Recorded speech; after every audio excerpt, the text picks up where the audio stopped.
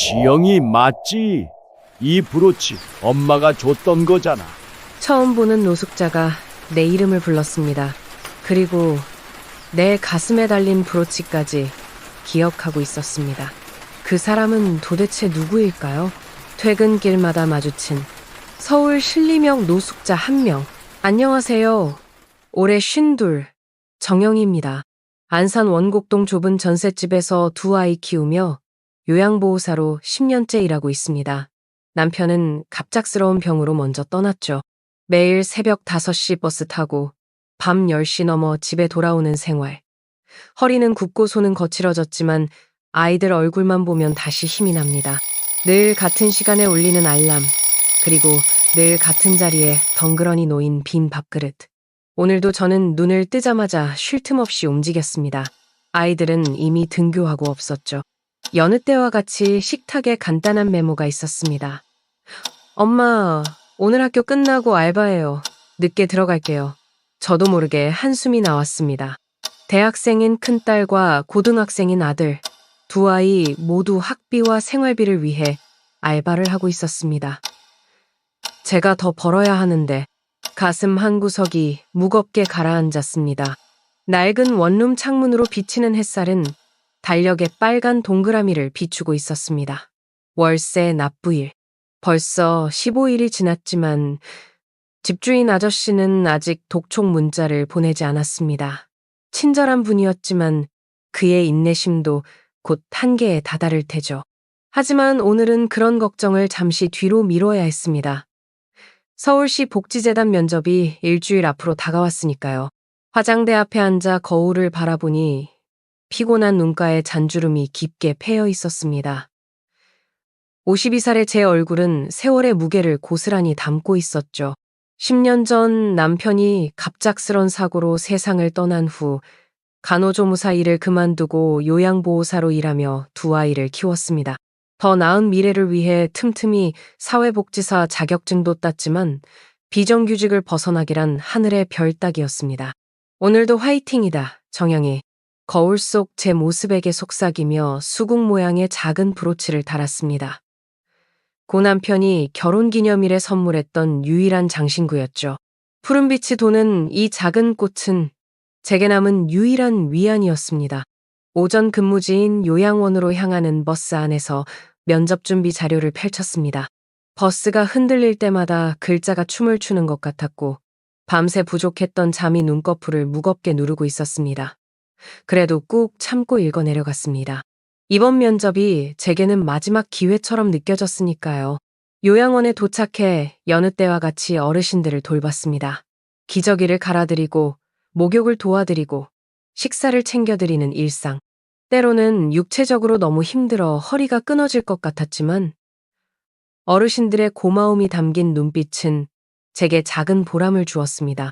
정 선생, 오늘도 수고가 많네. 같은 요양원에서 일하는 김 간호사의 말에 억지로 미소를 지었습니다. 모두가 제 상황을 알면서도 어쩔 수 없다는 듯 위로의 말만 건넸습니다. 사실 그들도 저와 다를 바 없는 처지였으니까요. 퇴근 시간 피로에 절은 몸을 이끌고 집으로 향하는 지하철에 몸을 실었습니다. 오늘도 빈집이 저를 기다리고 있겠죠? 아이들은 각자의 알바에 바쁠 테니까요. 창밖으로 지나가는 도시의 불빛들이 흐릿하게 보였습니다. 눈물이 고였던 걸까요? 아니면 그저 피곤한 건지도 모르겠습니다. 신림역에서 갈아타기 위해 계단을 오르는데 발걸음이 무거웠습니다.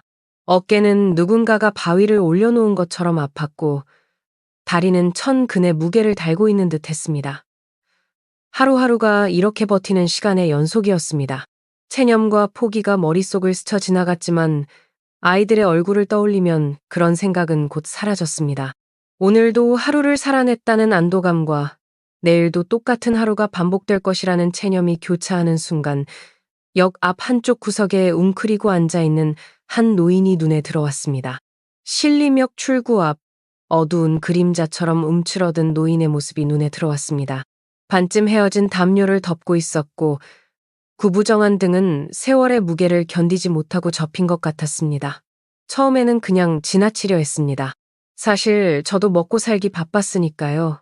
매일 같은 자리에서 보는 노숙자 노인이었지만 오늘따라 그분의 모습이 제 아버지와 겹쳐 보였습니다. 발걸음이 무거워졌습니다. 한 발자국, 두 발자국. 노인을 지나쳐가는 동안 가슴 한구석이 묵직하게 내려앉았습니다. 돌아보니 노인의 빈 컵에는 몇 개의 동전만이 덩그러니 놓여 있었습니다. 주변 사람들은 바쁜 발걸음으로 노인을 스쳐 지나갔고 누구 하나 관심을 보이지 않았습니다. 나도 별반 다르지 않은데 그날 밤 집에 돌아와 냉장고를 열었을 때 문득 그 노인이 생각났습니다. 오늘 저녁은 무엇을 드실까? 아니, 애초에 저녁을 드실 수는 있을까? 밤새 비가 올 거라는 일기예보가 떠올랐고 저도 모르게 한숨이 나왔습니다. 다음 날 퇴근길에 다시 그 노인을 만났습니다. 어제와 같은 자리, 같은 모습이었습니다. 하지만 오늘은 어제보다 더 초췌해 보였습니다. 발걸음을 멈추고 한동안 그 모습을 바라보았습니다. 내 아버지라면, 내 남편이라면 그런 생각이 머릿속을 맴돌았습니다. 저기요, 용기를 내어 다가갔습니다. 노인은 천천히 고개를 들었고 흐릿한 눈동자가 저를 향했습니다. 가까이서 보니 70대 후반으로 보였고 주름진 얼굴은 풍파에 시달린 흔적으로 가득했습니다. 저녁 드셨어요? 노인은 대답 없이 고개를 가로저었습니다. 목소리가 나오지 않는 것인지 아니면 말하기 싫은 것인지 알 수 없었습니다. 무언가 더 해야 할 것 같은 마음이 들었지만 저도 집에 가서 아이들 저녁을 챙겨야 했습니다. 그래서 다시 주머니를 뒤져 몇천 원을 더 건넸습니다. 그날 이후로 매일 퇴근길에 그 노인을 마주쳤습니다. 가끔은 동전 몇 개를, 가끔은 간단한 삼각김밥을 건네며 인사를 나눴습니다. 노인은 여전히 말이 없었지만 눈빛으로 고마움을 전했습니다. 그리고 저는 그런 작은 행동이 제 마음을 조금이나마 편안하게 해준다는 걸 느꼈습니다. 일주일이 지난 어느 날 아침에 남은 반찬과 밥으로 도시락을 하나 더 싸서 출근했습니다. 퇴근길에 노인에게 건네려고 했죠. 요양원에서의 하루는 평소와 다름없이 고단했지만 오늘은 왠지 마음이 들떠 있었습니다. 누군가를 도울 수 있다는 것, 그것이 비록 작은 도움일지라도 의미가 있다고 느꼈습니다. 퇴근 후 도시락을 들고 노인에게 다가갔습니다. 오늘따라 노인의 얼굴은 더욱 창백해 보였고 몸은 더 작게 웅크려 있었습니다. 저기요, 오늘은 도시락을 가져왔어요. 많지는 않지만 노인의 손에 따뜻한 도시락을 건네자 그의 손이 미세하게 떨렸습니다. 처음으로 그가 입을 열었습니다. 고맙습니다. 그 목소리는 오랫동안 사용하지 않은 듯 쉬어 있었고 힘이 없었습니다. 하지만 그 한마디가 저에게는 큰 울림으로 다가왔습니다. 그동안 무언에 감사만 표현하던 노인이 처음으로 말을 걸어온 것이었으니까요. 괜찮아요. 많이 드세요. 노인은 조심스럽게 도시락을 열고 젓가락을 들었습니다. 첫 한 입을 먹는 모습을 보니 눈시울이 뜨거워졌습니다. 얼마나 굶주렸으면 이런 평범한 반찬에도 저렇게 감사히 여길까. 노인의 밥을 먹는 모습을 지켜보다가 문득 깨달았습니다. 나도 누군가에게 도움을 줄 수 있는 사람이구나. 그 작은 깨달음이 제 가슴을 따뜻하게 데웠습니다. 그날 이후로 매일 도시락을 싸서 노인에게 건네는 것이 제 일과가 되었습니다.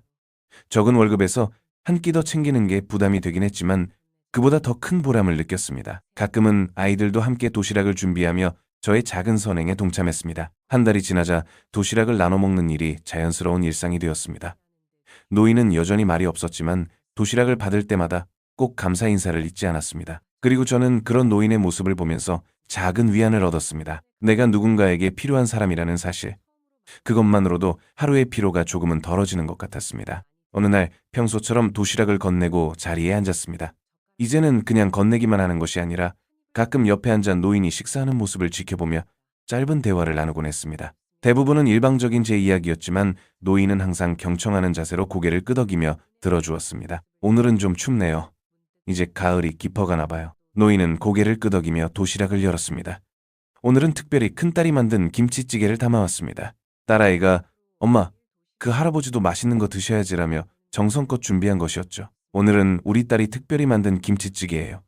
아직 학생인데도 솜씨가 좋아요. 노인의 입가에 희미한 미소가 번졌습니다. 그 모습을 보니 저도 기분이 좋아졌습니다. 평소보다 맛있게 드시는 것 같았습니다. 아, 맞다. 오늘 면접 결과 나왔다고 문자가 왔는데 서울시 복지재단 1차 면접 결과가 오늘 발표된다고 했습니다. 노인 앞에서 핸드폰을 열어 메시지를 확인했습니다. 합격이었습니다. 2차 면접이 다음 주로 예정되어 있다는 내용이었습니다. 합격했네요. 다음 주에 2차 면접이래요. 기쁨에 겨워 말했지만 한편으로는 불안함도 밀려왔습니다. 2차 면접은 더 어려울 테고 경쟁률도 높을 터였습니다. 하지만 일단 1차는 통과했다는 사실에 안도감이 들었습니다. 축하합니다. 노인의 목소리가 평소보다 또렷했습니다. 그 말 한마디에 용기를 얻은 것 같았습니다. 노인은 천천히 도시락을 비우더니 문득 제 가슴을 바라보았습니다. 오늘따라 더 눈에 띄었던 수국 브로치였습니다. 그 브로치, 예쁘네요. 노인의 말에 저는 브로치를 만졌습니다. 남편의 선물이라는 이야기를 하려던 찰나 노인의 눈빛이 달라졌습니다. 흐릿하던 눈동자가 갑자기 선명해지더니 무언가를 기억해내려는 듯 미간을 찌푸렸습니다. 수국, 푸른 수국, 노인이 중얼거렸습니다.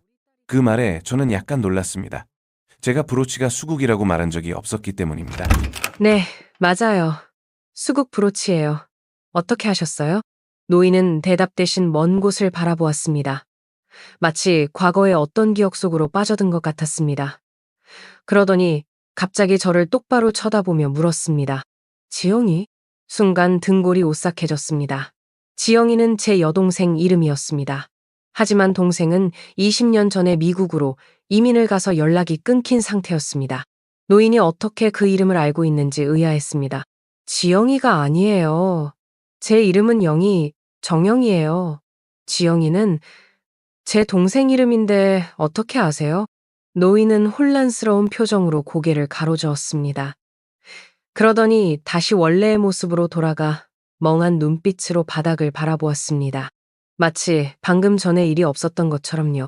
그날 이후로 노인의 태도가 미묘하게 달라졌습니다.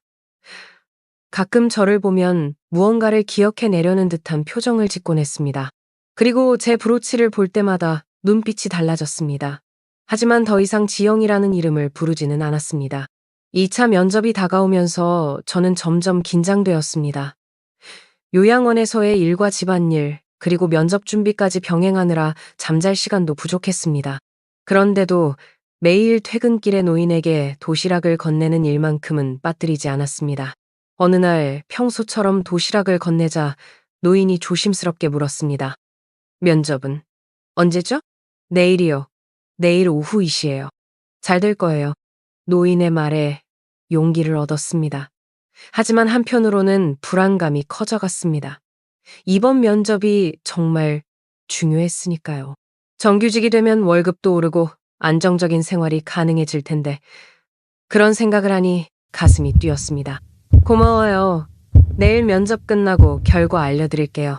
노인은 미소를 지으며 고개를 끄덕였습니다.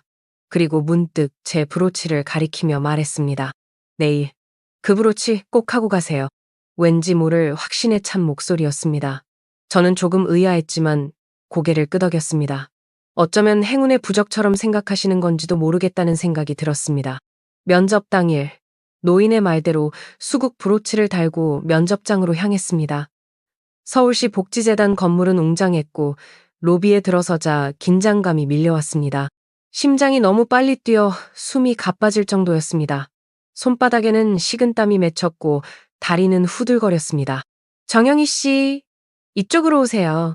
안내 데스크에서 이름을 확인한 후 면접장으로 안내받았습니다. 대기실에는 이미 몇 명의 지원자들이 앉아 있었습니다. 모두 저보다 젊어 보였고 자신감 넘치는 표정이었습니다.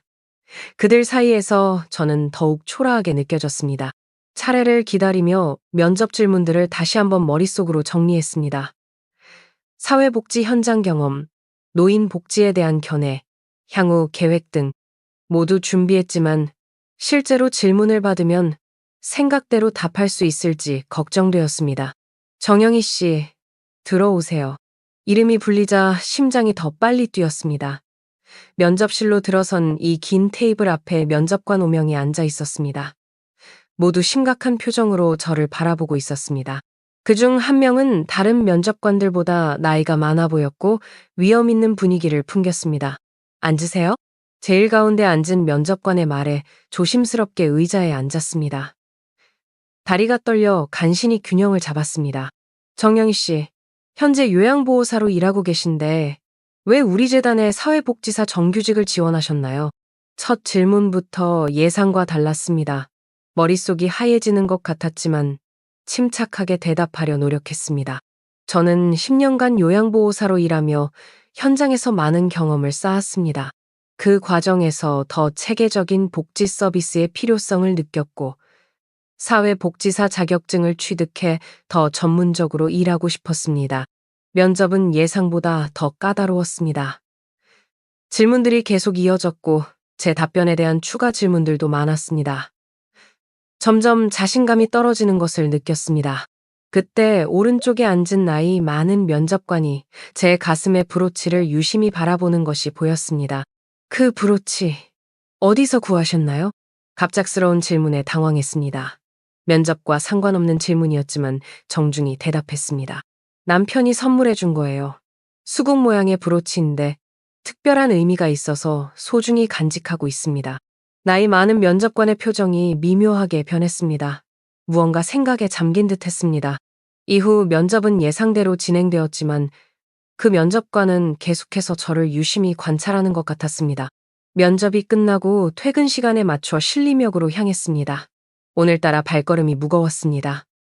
면접이 잘 된 것 같지 않았고 합격 가능성이 희박하다고 느꼈습니다. 그래도 노인에게 도시락을 전해주고 오늘 있었던 일을 이야기하고 싶었습니다. 하지만 신림역에 도착했을 때 노인의 자리는 비어 있었습니다.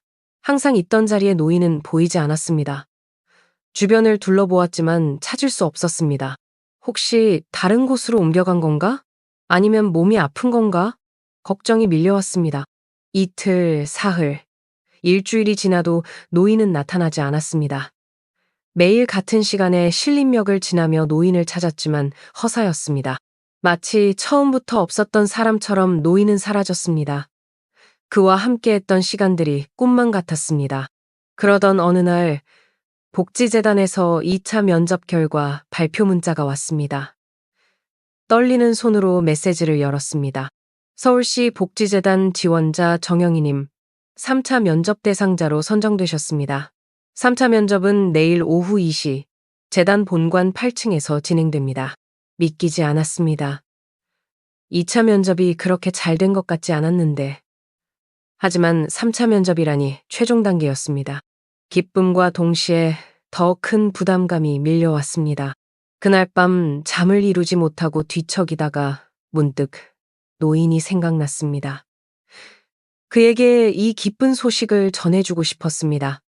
하지만 노인은 여전히 보이지 않았습니다. 다음 날 3차 면접을 위해 다시 복지재단을 찾았습니다. 이번에는 더 큰 회의실로 안내받았습니다. 안으로 들어서자 놀라운 광경이 펼쳐졌습니다. 면접관 테이블 중앙에 그 노인이 앉아 있었습니다.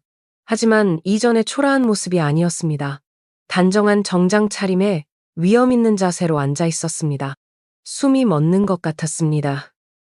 머릿속이 하얘지며 다리에 힘이 빠졌습니다. 노인.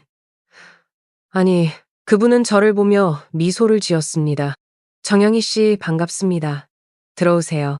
그의 목소리는 더 이상 쉰 목소리가 아니었습니다. 힘있고 당당한 목소리였습니다.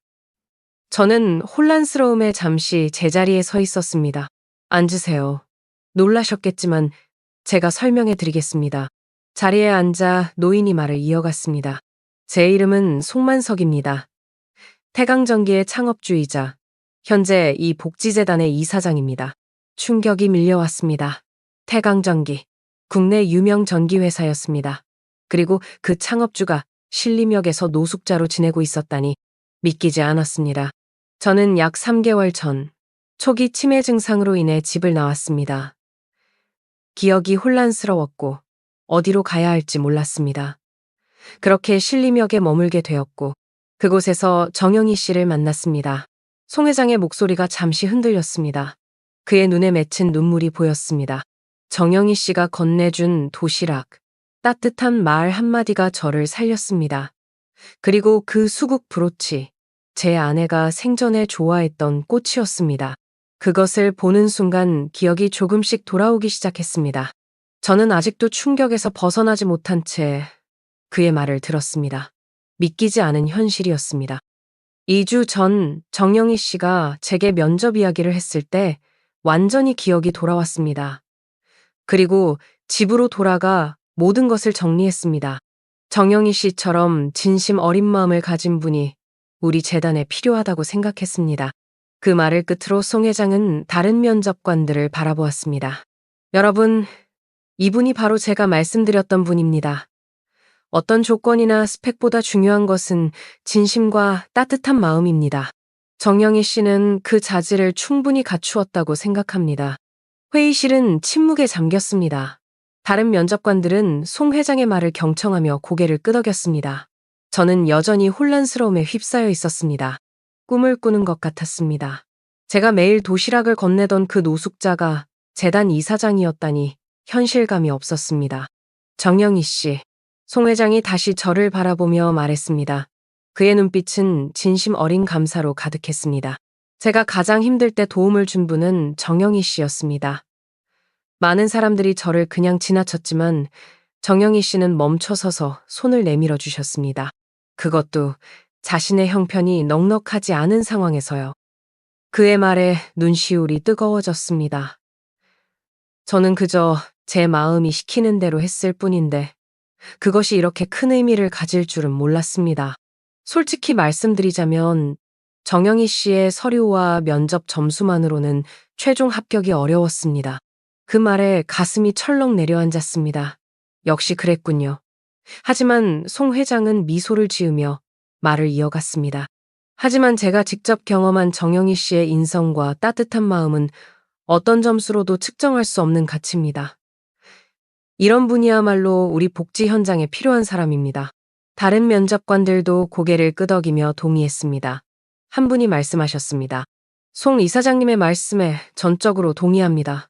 스펙보다 중요한 것은 진정성과 타인을 향한 배려죠. 감사합니다. 간신히 말을 이어갔습니다. 목이 메어 더 이상의 말이 나오지 않았습니다. 기쁨, 놀라움, 감사함이 한꺼번에 밀려와 가슴이 벅차올랐습니다. 면접이 끝나고 송 회장은 저를 개인 사무실로 초대했습니다. 넓은 사무실에 들어서니 창밖으로 서울 전경이 한눈에 들어왔습니다. 이곳이 그가 평소 일하는 공간이라니 신림역의 차가운 바닥과는 너무나 대조적이었습니다. 앉으세요, 정영희 씨. 송 회장은 탁자 위에 놓인 서류 한 장을 제게 건넸습니다. 이것은 합격 통지서입니다. 정규직 사회복지사로 다음 주부터 출근하시면 됩니다. 믿기지 않는 현실에 한동안 말을 잇지 못했습니다. 꿈만 같았습니다. 그리고 이것은 송 회장은 또 다른 서류를 건넸습니다. 복지재단 사택 입주 계약서였습니다. 저희 재단은 직원들을 위한 사택을 운영하고 있습니다. 정영희 씨와 자녀분들이 사용하시면 좋겠습니다. 전세 걱정 없이 업무에 집중하실 수 있도록요. 눈물이 왈칵 쏟아졌습니다. 더 이상 감정을 억누를 수 없었습니다. 얼마나 간절히 바라던 일이었는지. 이제 아이들에게 더 나은 환경을 제공할 수 있다는 생각에 가슴이 벅차올랐습니다. 어떻게 이런 호의를... 정말 감사합니다. 송 회장은 미소를 지으며 고개를 저었습니다. 감사한 것은 오히려 저입니다. 정영희 씨가 아니었다면 저는 아직도 길거리를 헤매고 있었을지 모릅니다. 기억을 되찾은 후 제 가족과 회사 사람들이 저를 찾고 있었다는 걸 알게 되었습니다. 하지만 기억이 없는 상태에서는 누구에게도 도움을 청할 수 없었죠. 송 회장의 눈에도 눈물이 고였습니다. 그의 목소리가 살짝 떨렸습니다. 정영희 씨의 따뜻한 도시락과 말 한마디가 제게는 생명줄이었습니다. 특히 그 수국 브로치. 제 아내가 생전에 항상 달고 다녔던 것과 똑같았어요. 그것을 보는 순간 기억의 문이 열리기 시작했습니다. 그런 일이 있었군요. 송 회장은 탁자 위에 놓인 작은 상자를 열었습니다. 그 안에는 제가 그에게 건네준 도시락통이 있었습니다. 그는 소중히 간직하고 있었던 것입니다. 이 작은 도시락이 제 인생을 되찾게 해주었습니다. 어떻게 감사의 마음을 표현해야 할지 모르겠습니다. 송 회장은 잠시 말을 멈추고 창밖을 바라보았습니다. 그러더니 다시 저를 향해 미소 지었습니다. 정영희 씨, 제가 하나 더 부탁드려도 될까요? 저희 재단에서는 요양원 사업도 운영하고 있습니다. 그곳에서 정영희 씨의 경험과 따뜻한 마음을 살려 일해주셨으면 합니다. 물론 급여는 더 높게 책정해드리겠습니다. 더 이상 바랄 것이 없었습니다. 제가 원하던 정규직 자리, 안정된 주거 환경, 그리고 제 경험을 살릴 수 있는 일까지 모든 것이 꿈만 같았습니다. 정말 감사합니다, 송 회장님. 제게 이런 기회를 주셔서. 송 회장은 손을 들어 제 말을 막았습니다. 그런 말씀 마세요. 이것은 정영희 씨가 받아 마땅한 것입니다. 세상에는 때로 우연이 아닌 필연이 있는 법이죠. 우리의 만남도 그런 것이 아니었을까요? 그의 말에 깊이 공감했습니다. 어쩌면 이 모든 것이 이미 정해진 운명이었을지도 모릅니다. 힘든 시간을 견디며 작은 선행을 베풀었던 그 순간들이 지금의 축복으로 돌아온 것이었습니다. 새로운 시작의 아침이 밝았습니다. 복지재단 사택으로 이사한 지 일주일. 이제는 정규직 사회복지사로서의 첫 출근 날이었습니다. 아이들은 새 집에 무척 만족해했고, 저는 더 이상 월세 걱정을 하지 않아도 된다는 안도감에 깊은 숨을 쉴 수 있었습니다. 엄마, 오늘 첫 출근이죠? 긴장되세요? 아침 식사를 준비하던 중 큰딸이 물었습니다. 그 아이도 이제는 아르바이트를 줄이고 학업에 집중할 수 있게 되었습니다. 조금 떨리네. 하지만 설레기도 해. 달라진 환경이 아직은 낯설었지만 이제 두려움보다는 기대감이 컸습니다. 요양원에서의 경험을 살려 더 많은 사람들에게 도움을 줄 수 있다는 생각에 가슴이 벅차올랐습니다. 아이들과 함께 아침을 먹고 새 유니폼을 입고 거울 앞에 섰습니다. 남편이 선물해준 수국 브로치를 가슴에 달았습니다. 이제 이 브로치는 단순한 추억을 넘어 제 인생의 전환점을 상징하는 물건이 되었습니다. 정영이, 오늘부터 새로운 시작이야. 출근길. 평소보다 1시간 일찍 집을 나섰습니다. 아직 해가 완전히 뜨지 않은 이른 아침이었지만 공기는 상쾌했고 마음은 가볍게 느껴졌습니다. 버스에서 내려 재단 건물로 향하는 길. 문득 신림역에서의 기억이 떠올랐습니다. 그곳에서 매일 도시락을 나누던 시간들. 이제는 먼 과거처럼 느껴졌습니다. 재단에 도착하자 송 회장이 직접 저를 맞이했습니다. 그는 여전히 위험 있는 모습이었지만 눈빛만은 신림역에서 만났던 그 따뜻함 그대로였습니다. 정영희 씨, 오늘부터 잘 부탁드립니다. 네, 제게 이런 기회를 주셔서 정말 감사합니다. 송 회장은 제 손을 꼭 잡았습니다. 그의 손은 더 이상 거칠고 차갑지 않았습니다. 따뜻하고 힘이 있었습니다. 자, 이제 새로운 동료들을 만나러 가시죠. 송 회장의 안내로 요양원 사무실에 들어서자 직원들이 박수로 저를 환영해 주었습니다. 모두 밝은 표정으로 반겨주었고 곧 업무 안내가 시작되었습니다. 제가 맡게 될 역할은 요양원 프로그램 기획과 운영이었습니다. 제 경험과 지식을 마음껏 발휘할 수 있는 자리였습니다. 첫날은 정신없이 지나갔습니다. 새로운 환경과 업무에 적응하느라 바빴지만 그 어느 때보다 보람찬 하루였습니다. 퇴근 시간 송 회장이 다시 저를 찾았습니다. 첫날은 어떠셨나요? 정말 좋았습니다. 제가 하고 싶었던 일을 할 수 있게 되어 기쁩니다. 송 회장은 만족스러운 표정으로 고개를 끄덕였습니다. 그러더니 작은 봉투 하나를 건네주었습니다. 이것은 정영희 씨를 위한 작은 선물입니다. 봉투를 열어보니 편지와 함께 작은 상자가 들어있었습니다. 상자 안에는 또 다른 수국 브로치가 있었습니다. 제가 가지고 있는 것보다 더 정교하고 아름다웠습니다. 이건 제 아내가 사용하던 브로치입니다. 정영희 씨에게 드리고 싶었어요. 감동의 말을 잇지 못했습니다. 이런 귀중한 물건을 제게 준다니 너무나 과분한 선물이었습니다. 이렇게 귀한 걸 어떻게 받을 수 있겠습니까? 받아주세요. 제 아내도 분명 기뻐할 겁니다. 그리고 편지도 한번 읽어보세요. 송 회장은 미소를 지으며 자리를 떠났습니다. 혼자 남겨진 사무실에서 봉투 속의 편지를 꺼냈습니다. 정영희 씨에게 인생은 때로 예상치 못한 방향으로 흘러갑니다. 제가 그랬듯이요. 하지만 그 과정에서 만나는 사람들, 그리고 그들이 보여주는 작은 친절이 우리의 삶을 완전히 바꾸어 놓기도 합니다. 정영희 씨의 따뜻한 마음이 제 인생을 되찾게 해주었습니다. 이제 저는 그 은혜를 다른 이들에게도 전하고 싶습니다. 정영희 씨와 함께 더 많은 사람들에게 희망을 전할 수 있기를 바랍니다. 행운은 준비된 진심에게 옵니다. 정영희 씨는 그 진심을 이미 가지고 계십니다. 송만석 드림. 편지를 읽으며 눈물이 흘렀습니다. 모든 것이 꿈만 같았습니다. 몇 개월 전만 해도 월세 걱정에 잠 못 이루던 제가 이제는 안정된 직장과 보금자리를 얻게 되었습니다. 그것도 제가 그저 마음이 시키는 대로 했던 작은 선행 덕분에 집으로 돌아가는 길 가슴에는 2개의 수국 브로치를 달았습니다. 하나는 남편의 사랑, 다른 하나는 인연의 소중함을 상징하는 것이었습니다. 버스 창밖으로 보이는 도시의 불빛들이 오늘따라 더 밝게 빛나는 것 같았습니다. 집에 도착하자 아이들이 저를 반겨주었습니다. 오늘 하루 있었던 일을 신나게 이야기했고 아이들도 학교에서 있었던 일들을 들려주었습니다. 오랜만에 웃음이 가득한 저녁 식사 시간이었습니다. 엄마, 정말 잘 됐어요. 이제 엄마도 행복해질 차례예요. 큰딸의 말에 가슴이 뭉클해졌습니다.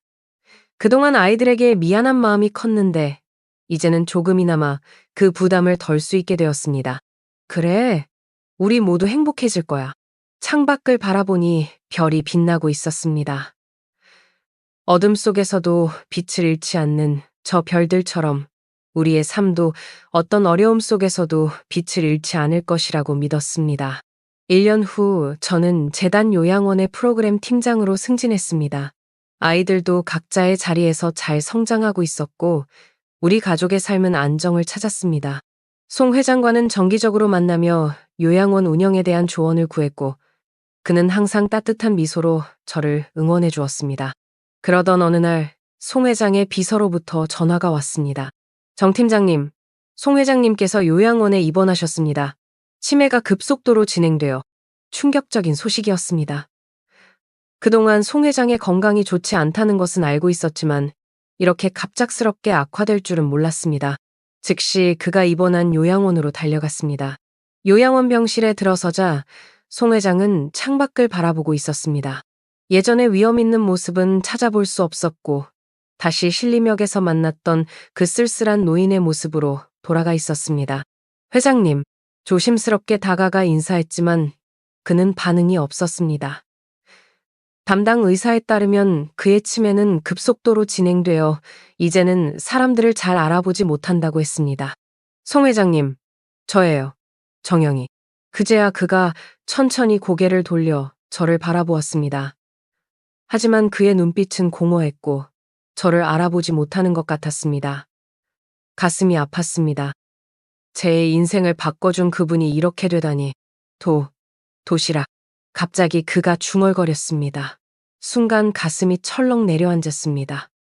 그는 저를 알아보지 못하지만 도시락을 기억하고 있었습니다. 네, 제가 도시락 가져왔어요. 얼른 가방에서 준비해온 도시락을 꺼냈습니다. 오늘은 특별히 그를 위해 정성껏 준비한 것이었습니다. 도시락을 열자 송 회장의 눈빛이 조금 달라졌습니다. 고맙습니다. 1년 전 신림역에서 처음 들었던 그 말이었습니다.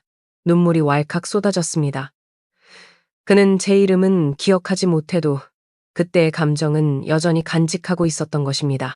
도시락을 먹는 동안 저는 그에게 요양원의 일들, 아이들의 근황, 그리고 그동안 있었던 일들을 이야기했습니다. 그는 대부분 반응이 없었지만 가끔 고개를 끄덕이며 듣고 있다는 표현을 해주었습니다. 식사를 마치고 정리하려는데 문득 그의 시선이 제 가슴에 달린 2개의 수국 브로치에 머물렀습니다. 천천히 손을 뻗어 브로치를 만졌습니다. 예쁘네요. 그 말에 또다시 눈물이 흘렀습니다. 브로치가 이어준 인연, 그리고 그 인연이 가져다준 변화, 모든 것이 감사했습니다. 회장님, 이 브로치 덕분에 저희가 만났어요. 기억나세요? 그는 대답 대신 미소를 지었습니다. 오늘도 건강하고 행운 가득한 하루 보내세요.